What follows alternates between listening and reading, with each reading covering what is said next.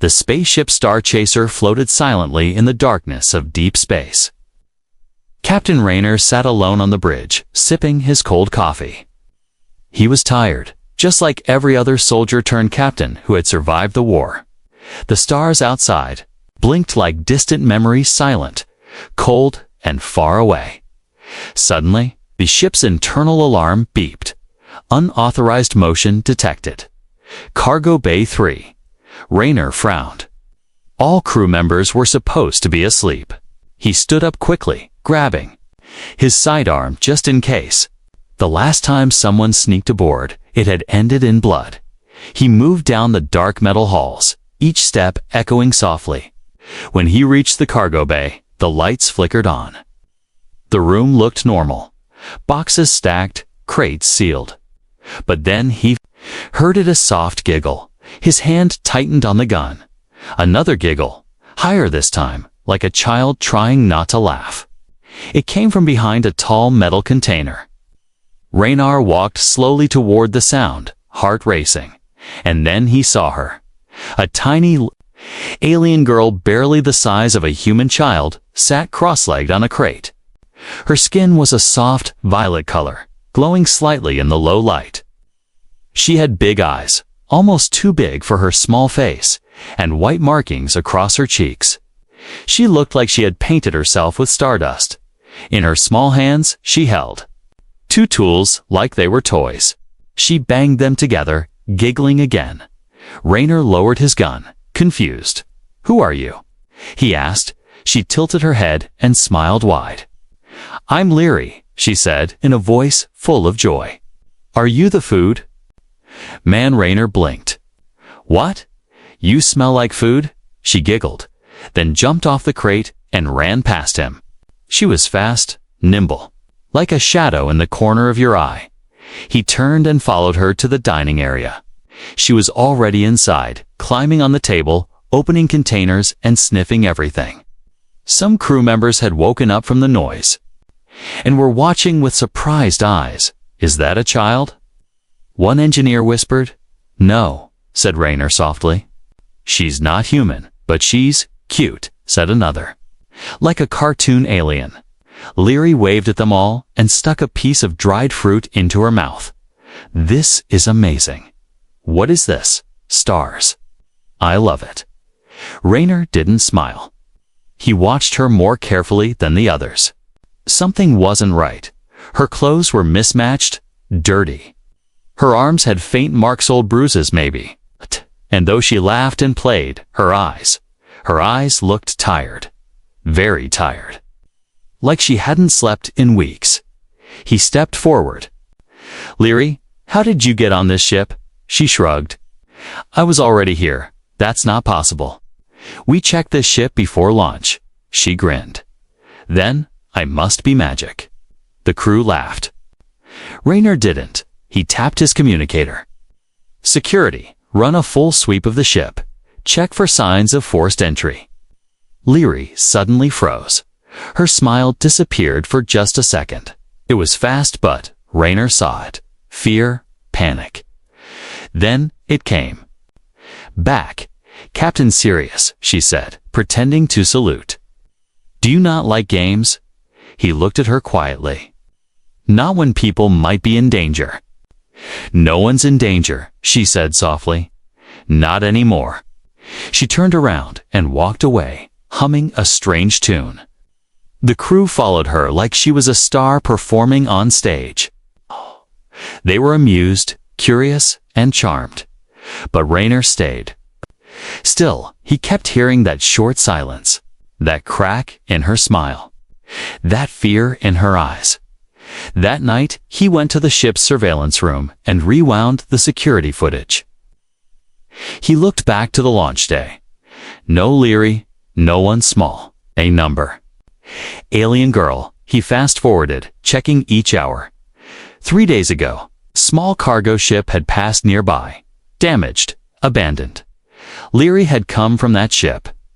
She must have sneaked in when they were collecting parts, but how? Why? What was she running from? Later that night, while the ship was quiet, Raynor walked past the crew quarters. Everyone was asleep, except her. He heard a soft sound from her room. Not laughter, not humming. It was crying. He stopped. The same girl who made everyone laugh was now crying so quietly it was almost like she didn't want to be heard. Rainer didn't open the door. He stood there for a long time. His hand touched the door gently. But he didn't knock. He just whispered to himself, "What are you hiding, Leary?" And deep inside, something told him. This was only the beginning. Leary quickly became a part of the crew. She danced around the halls of the Star Chaser, jumping from one room to another like she owned the place. She called the engineer Boom Boom, the medic Ouch Lady, and Rainer Captain Serious. Every day, she played new games, made silly faces, and told wild stories about planets she had definitely visited. The crew couldn't stop laughing around her. She was like a spark of joy in the middle of cold metal walls. For many, she was a welcome distraction from the silence of deep space. But Captain Rainer wasn't laughing. He watched her from a distance, noticing small things. Little things she never ate with the crew. She only ate alone, quickly, as if afraid someone might take her food away. She never talked about her past, even in jokes. When asked where she was from, she always changed the topic or made something up. "I'm from the Moon Cheese Kingdom," she once said with a grin. When someone asked where her parents were, she replied, "I dropped them in a black hole by accident." Oops. The crew laughed. Rainer didn't. He knew humor could be a shield, and Leary was hiding behind a strong one. One evening, the crew sat in the common room watching old Earth cartoons on the hologram. Leary was on the couch, curled up with a blanket, her eyes wide and full of wonder. Rainer entered, holding a small cup of hot cocoa. He walked over and gently handed it to her. She stared at it, then smiled. "Captain Sirius is being nice." "I'm always nice," he replied. "Lies," she said playfully, but took the cup anyway. She took a sip and let out a surprised sound. "Stars. This is like drinking clouds." Rainer sat beside her. The crew kept watching the cartoons, but he kept watching Leary. After a while, she rested her head on his arm and whispered, "Do humans always watch things that make them laugh?" "Sometimes," Rainer said. "It helps us forget bad things." She nodded slowly. "I like forgetting." That line hit Rainer like a punch to the chest. Later that night, he decided to check on her room. Quietly, without knocking, he pressed the panel near her door. It didn't open. She had locked it again. Always locked. He placed his ear against the cold metal. Nothing. Then, ... A faint whisper. "Mama? No. Please." His eyes widened. The words were soft, broken, like a child trapped in a nightmare. "Mama, I didn't mean to. I was good." He stepped back, heart heavy. He couldn't hear the rest. The next morning, Leary was up early, bouncing off walls like usual. She tied a red ribbon around her head and declared herself Commander Leary, Queen of Snacks. She ran to the kitchen and started handing out cookies, like she was leading a royal parade. Everyone smiled. Rainer didn't at lunch. He sat beside her and gently asked, "Leary, did you have a mama?" She froze mid-bite. Her hands lowered slowly. The cookie in her fingers crumbled. She looked up and smiled. "Nope. I was born from a star." Poof. Like magic. He didn't press further. That evening, the security officer, Juno, approached Rainer. "Captain," she said, serious. "We had an incident." "What kind?" "I tried to bring her a pillow. Her door was open, just a crack. When I stepped in, she screamed and threw a knife at me." Rainer stood. "Did it hit you?" "No," Juno said. "But it wasn't fear. It was panic. Like I was a monster." Rainer's voice lowered. "Don't enter her room again without warning. Ever." That night, Rainer stayed awake. He watched the stars through the ship's glass dome. The sky felt heavy. He heard small steps behind him. He turned.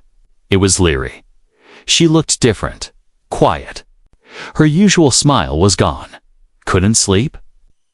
He asked. She nodded. Then sat beside him, hugging her knees. Space is big, she said. Too big, too empty. He looked at her carefully. Do you feel alone? She didn't answer. Instead, she pointed at the stars. See that one? That's where the fire came from. Raynor followed her finger. Fire. She nodded. Big ships, big lights, loud screams. And then, no more laughing. He turned to face her, but she was already looking away. They liked. When I laughed, she whispered. They said I was entertaining, so I never stopped.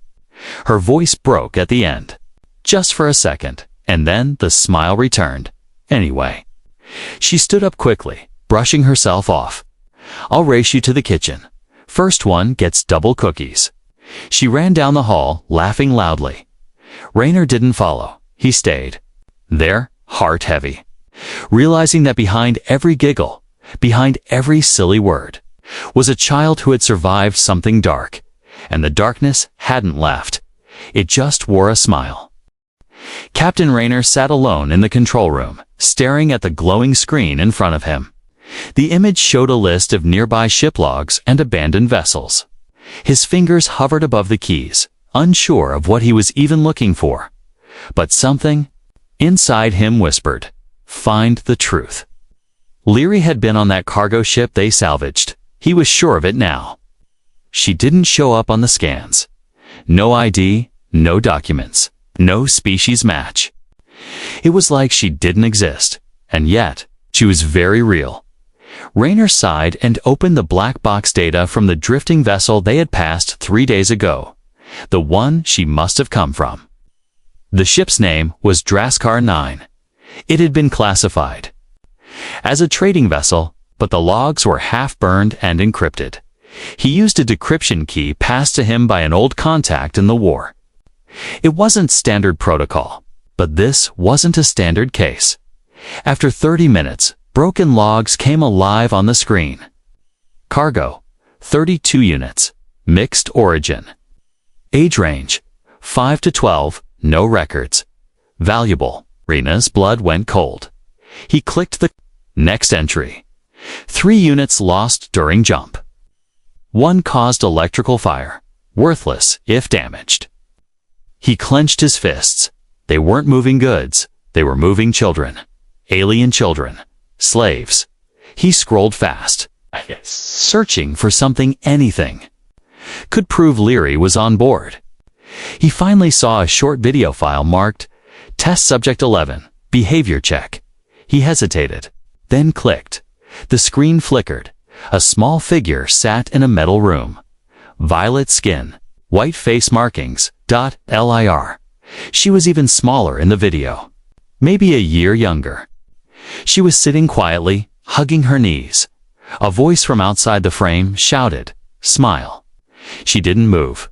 Smile, Unit 11. Or no food. Her small face twisted. And then came the smile. Wide, forced, shaking. Raynor shut the video off. His hands were trembling.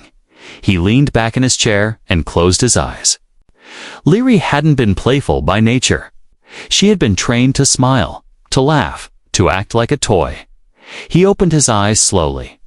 His heart was burning now with guilt, anger, and something else. A sense of duty. Later that day, Leary was in the engineering room, playing with wires and making tiny animal shapes out of scrap metal. "Look," she said to the chief engineer. "It's a spark beast. It eats stars." The crew laughed. Raynor entered quietly. He knelt beside her.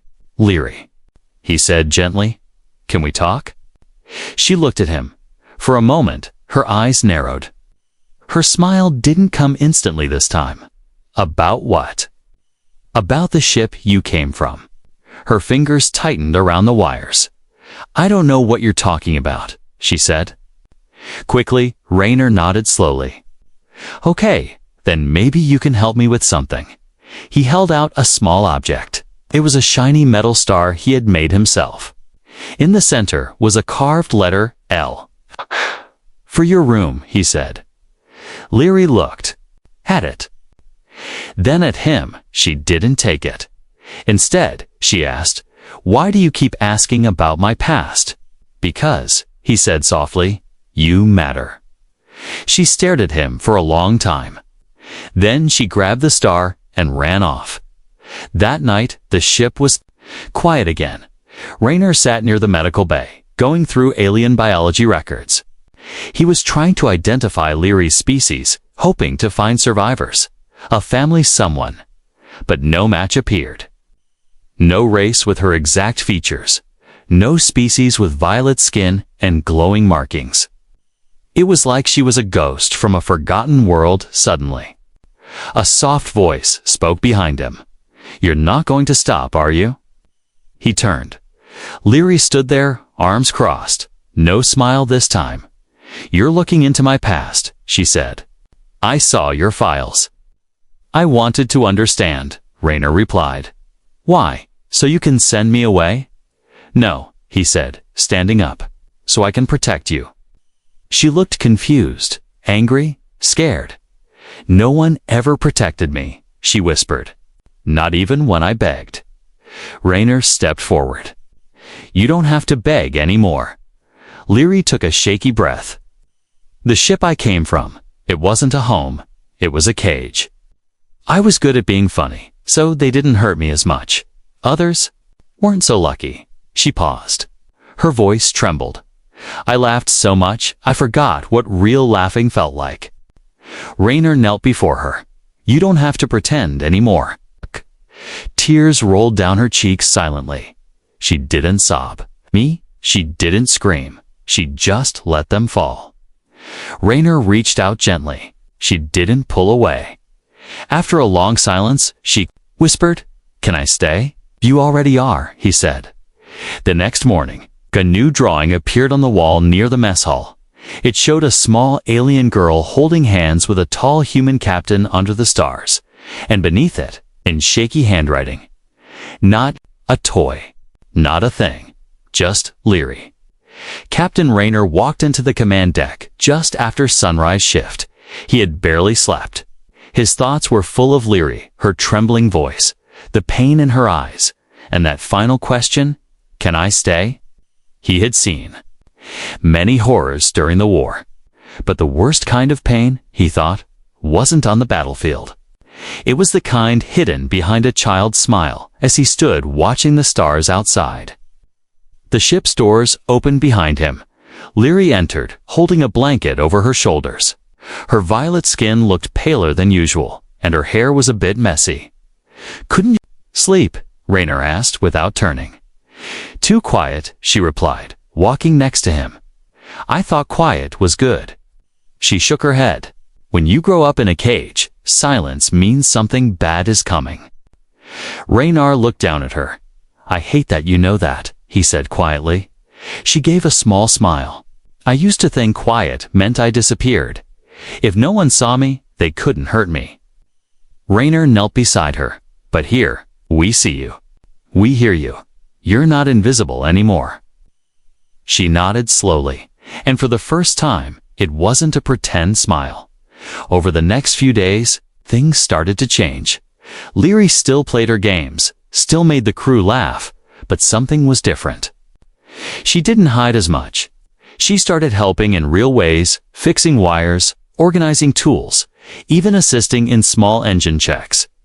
The chief engineer, a grumpy man named Talon, once whispered, "She's got faster hands than half the crew." Puffed her chest. "That's because I have tiny fingers. They go where yours don't." She became a true member of the Star Chaser, but healing wasn't easy. At night, Leary still locked her door. She still woke up screaming sometimes. The crew didn't talk about it, but everyone heard her. Whispers of past pain filled the halls during lights out. One evening, a new incident shocked them all. Juno. The security officer brought news to Rayner. "Captain, We found something. He followed her to the outer hall, where a small device was stuck under one of the docking arms. Raynor took one look and cursed. A tracker. Someone's been watching us, Juno said. Raynor clenched his jaw. And I know why. Back in the ship's records room, Raynor pulled up Draskar 9's last transmission. Buried deep in corrupted files was a distress signal sent not to local authorities, but to a private channel used by slaver rings, it said. Unit 11, missing. Possible escape. Valuable specimen. Reward offered. Raynor's eyes narrowed. They weren't just moving kids. They were selling them to bidders across the galaxy. And now? They were coming back for her. That night, Raynor knocked on Leary's door. A pause. Then a soft click. The door opened. Leary stood there in pajamas, holding a plush toy one of the crew had made for her. You came to say goodnight? She asked with a smirk. Raynor entered and sat on the floor. Quite. She tilted her head. We found something, he said. A tracker. Someone may be looking for you. Leary's smile faded. Then I should leave, she said quickly. If I stay, they'll find you too. They'll hurt you. Like Raynor raised a hand gently.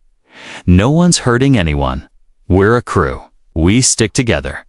Her voice cracked. But I'm not crew. I'm just a broken thing. No. Raynor said firmly. You're someone they tried to break and failed. He leaned closer. We want to help you fight back, but we need to know more. Who are these people, Leary? Do you know where they might be? She sat down slowly, hugging her knees. There was a man, she whispered. He wore black gloves.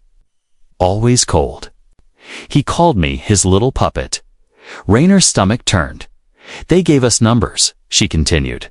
No names. Just numbers and colors. The ones who cried too much were taken first. Tears rolled down her cheeks. I learned to smile, to act.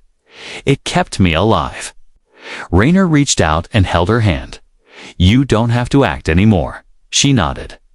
Then help me. Help me stop them. The next day, the crew gathered in the main hall. Raynor stood at the front, Leary beside him. He told them everything about the tracker.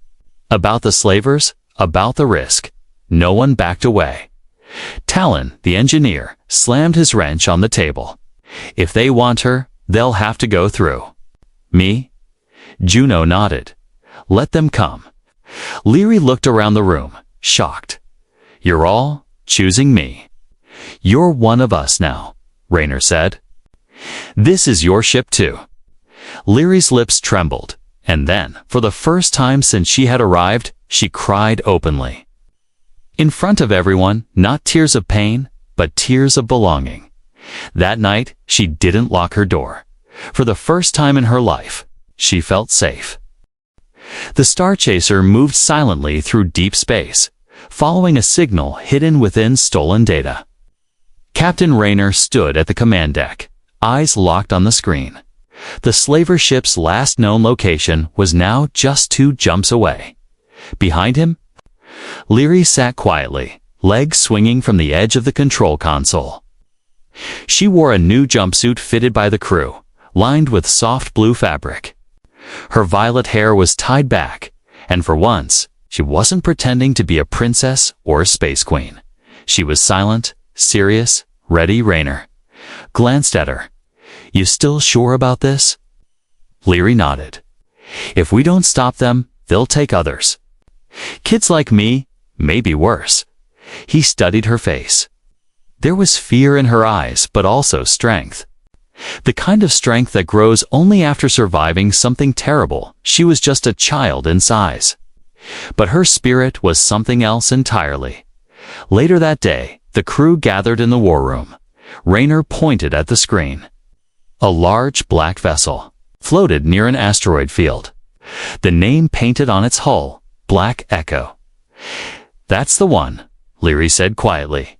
I remember it. That's where they moved us before the auctions. Juno, the security officer, narrowed her eyes. They're using an asteroid cluster as cover. Smart, hard to scan, easy to hide. Talon, the engineer, tapped the map. We can't attack head-on. Their weapons outmatch ours. We're not going in guns blazing, Rayner replied. We're going in quiet. He looked at Leary.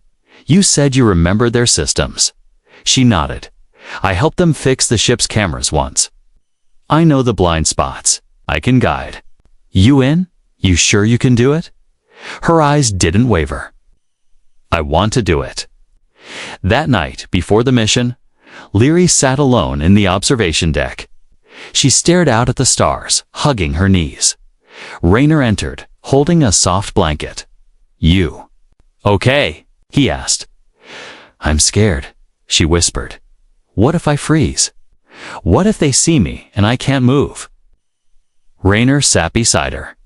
You know, he said, during the war, I was once trapped behind enemy lines. Everyone thought I was brave, but I was terrified. What did you do? She asked.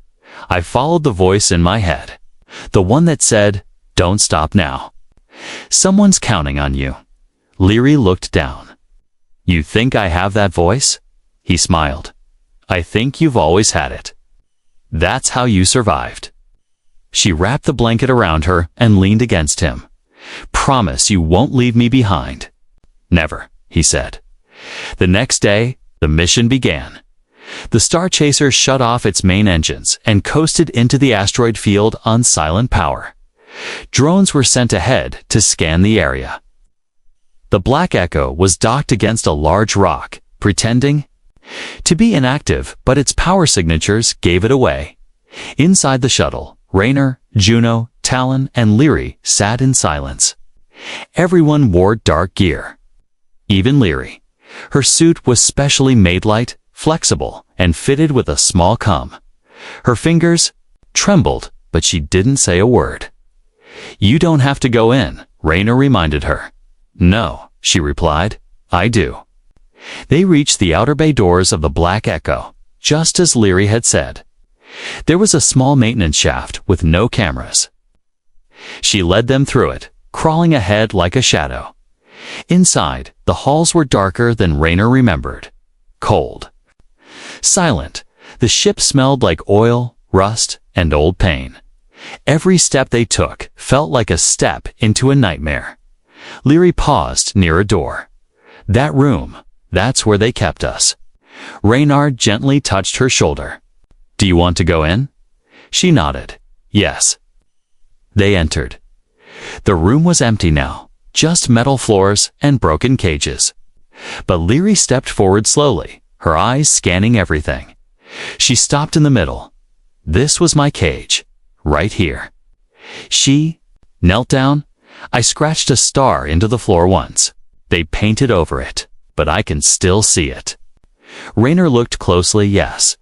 There it was barely visible. A child's drawing of a 5-pointed star. Leary stood up, hands shaking. Let's find the captain, she said. They made their way to the control deck, disabling guards quietly. The crew of the Black Echo wasn't expecting company, and certainly not from a small girl leading the charge. When they reached the bridge, the slaver captain turned in surprise. You, he sneered. You were sold. You were gone.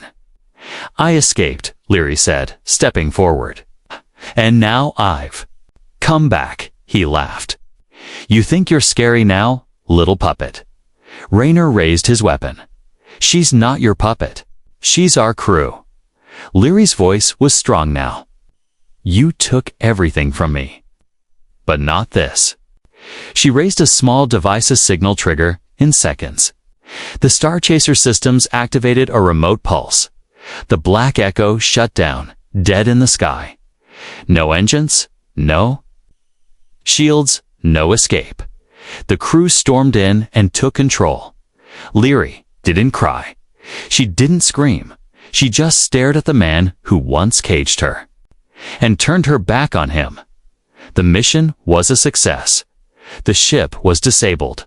The slaves were freed, and Leary had faced the monsters of her past, standing tall, The Black Echo floated powerless in space, locked in orbit near the asteroid belt. Its lights were dim, its engines silent, and its once proud captain locked in a cage, now a prisoner. Just like those he once sold, Captain Rayner stood near the ship's control panel, watching as his crew secured the last of the slavers. Each one was shackled, each one silent. They had nothing to say now, not after what they had done was uncovered. But Rayner wasn't thinking about them. His eyes were on Leary. She stood in the center of the ship's main hallway, staring at the empty cages. The place where her nightmare had once lived. And yet, she wasn't trembling anymore. She wasn't hiding behind jokes. She wasn't smiling to please anyone. She was quiet, focused, free. "Are you ready?" Rayner asked softly. Leary turned toward him and nodded. She wore her special suit-light armor built for her size, painted with a small silver star over her chest. The same star she once scratched into the floor of her cage. "I want to do this," she said. "I have to." Rayner didn't stop her. He walked with her to the lower storage bather room where she had been kept. It was cold now, empty, silent, just like before. Only this time, she'd come back by choice. Leary stepped inside, looked around slowly, then walked to the far wall. She pressed her hand against the cold metal. Where her old cage had stood, she whispered, "You don't own me anymore." She pulled a small device from her pouch and tapped the screen. A red light blinked, a timed charge. Rayner raised an eyebrow. "Explosives?" She gave him a serious look. "Symbolic ones." He smiled softly. "Understood." She placed the device in the corner, then another near the floor. One by one, she placed charges throughout the room, not enough to destroy the ship, but enough to erase the one place where her pain had lived. When she was done, she walked back to Rayner. "Let's go." Back aboard the Star Chaser, the crew gathered around the monitor. On screen, the Black Echo sat quietly in space. Rayner looked at Lyra. She pressed the button. The lower section of the Black Echo erupted in a controlled explosion. The cages, the auction chambers, and the prisoner records all gone. Smoke drifted into space, disappearing into the stars. A silence followed, then a soft voice broke it. "It's over." Leary whispered. The crew didn't cheer. They didn't clap. Instead, they stood in respectful silence, watching her as if she were something more than just a girl. She was a survivor, a fighter, a flame that refused to be put out. Later that day, Leary sat in the engine bay with Talon, helping him realign the cooling valves. "You sure you're still up for engine work after all that?" He grunted. She gave a tired smile. "Engines don't ask me to smile, they just work. I like that." Talon smirked. "Well, you're damn good at it." She blushed a little. "Thanks." Boom boom. That evening, the crew surprised her. They held a small ceremony in the mess hall. Not a big one. Just a quiet, warm event. Lights dimmed. Cake on the table. And in the middle of the room, a plaque made of star steel. Leary engineer, fighter, crew. She stared at it for a long time, not saying a word. Then, slowly, she stepped forward and touched it. Rayner knelt beside her. "Do you like it?" She didn't answer. She just wrapped her arms around him and hugged him tight. He held her back. After a moment, she whispered, "No one ever gave me a nameplate before." "You earned it," he replied. That night, she didn't return to her old room. Instead, she moved into a new cabin, closer to the engine room. She decorated it herself with small lights, soft pillows, and hand-drawn stars on the wall. On her desk, she placed the metal star Rayner had once given her, and above her bed, she wrote in big, bold letters, "I laugh now because I want to." Then she crawled into bed, pulled her blanket over her shoulders, and for the first time in years, slept without locking the door. The next morning, she woke early and ran to the kitchen. "Captain Sirius," she shouted. "You owe me cookies." Raina raised an eyebrow. "For what?" "For being awesome." She did a silly dance, then ran out, laughing. But this time, her laugh was different. It wasn't covering pain. It wasn't hiding fear. It was real, full, and free. The Star Chaser drifted through peaceful space, far from war zones, slave rings, or the echoes of pain. The stars outside blinked calmly, like they were watching over the ship, blessing it in silence. Inside, life had changed, not fast, not loudly, but deeply. Leary now woke each day before the crew, brushing her glowing violet hair and wrapping her soft scarf around her neck. She made a checklist every morning: engine check, wiring check, snack storage check, with colorful drawings beside each task. She had made that chart herself, and everyone on the crew followed it. Captain Raynor watched her from the bridge. She moved with purpose now. Not like a shadow hiding in corners, but like someone who belonged. She didn't giggle to hide anymore now. She laughed because she wanted to. One day, Renar called a crew meeting in the main hall. Everyone gathered: Talon with his tools, Juno with her sharp eyes, the medic with her tea, and Leary with her hands full of cookies. Raynor cleared his throat. "I've received a message," he began. "From the Interstellar Council." The crew leaned in. "They're asking us to come forward," he continued, "to share what we found. The slaver ship, the survivors, the evidence. They want us to testify." There was silence for a moment. Then Juno spoke. "So, we go public." Raynor nodded. "That's what they want." Leary looked up at him. "Will they want me to talk?" She asked quietly. "Yes," Raynor said gently. "But only if you want to. It's your story." Leary took a breath. She looked at her hands. Her fingers still carried the memory of metal cages and cold floors. Then she looked at her crew. Her family. "I'll do it," she said. Raynor's eyes softened. "You sure?" "I want people to know what happened," she replied, "so it never happens again." 2 weeks later, the Star Chaser landed at an orbiting council station. It was shiny, full of tall aliens, big cameras, and loud voices. Leary shrank back at first, holding Raynor's hand tightly. The noise reminded her of the auction room's crowds, flashing lights, eyes watching her like a prize. Raynor knelt beside her. "You don't have to speak to the cameras," he said. "Just speak to the truth." She nodded slowly. "I can do that." Inside the hearing room, leaders from a dozen species sat behind a long table. They asked questions, serious and cold. Raynor spoke about the mission, the tracker, the black echo dot. Then they asked about the slaves, and Leary stepped forward. She stood on a tall box so the council could see her clearly. Her voice was soft but clear. "I was taken when I was very small," she said. "I don't remember the name of my planet. I don't know if anyone is left." She looked at her fingers, then back at them. "They didn't hurt me because I was funny. I smiled, I danced. I made jokes. So they said I was useful. But I wasn't laughing inside. The room was silent. I learned to be quiet at night, to lock my door, to cry without making sound. That was my life." Then she pointed at Raynor. "But one day, a human found me. He didn't laugh at my jokes. He didn't clap at my dancing. He just looked at me, like I was real."